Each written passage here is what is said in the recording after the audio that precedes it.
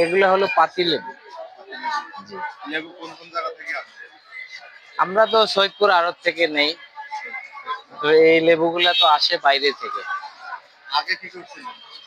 আগে আমি ফার্নিচারের কারিগর ছিলাম, অটোবির মিস্ত্রি আমি। ফার্নিচারের কাজ করেন? 14-15 বছর করছি। 14-15 বছর থেকেই কাজ করেছি। 14-15 বছর থেকে ফার্নিচারের কাজ করার পরে হঠাৎ করে এই পেশায়? আমি করোনার সময় হার্ট অ্যাটাক করছিলাম, তখন থেকে আমাকে ডাক্তার ভারী কাজ করতে নিষেধ করে দিছে, তখন থেকে আমি এই ব্যবসা ধরছি। ফার্নিচার মিস্ত্রি আছেন? জি, আমি ফার্নিচারের কমপ্লিট মিস্ত্রি। ওই সময় কত টাকা বেতন পাচ্ছিলেন?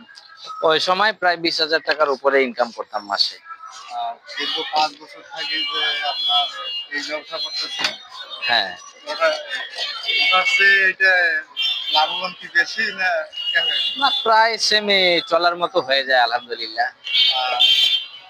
কারণ এই ব্যবসা তো সব সময় এক সমান চলে না।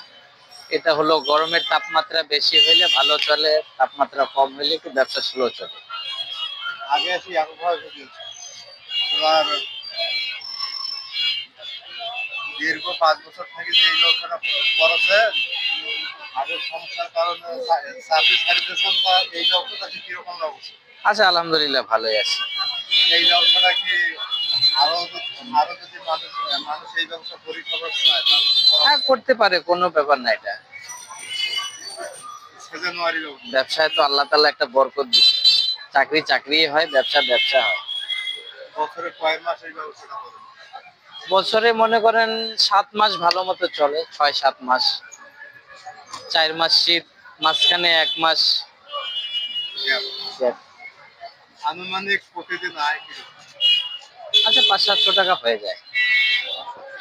জি, সংসার আরাম করে? হ্যাঁ আলহামদুলিল্লাহ চলে যায় এটা দিয়ে। কোনো পরামর্শ দেবেন হ্যাঁ, কেউ যাতে এই ব্যবসা করে খেতে পারে?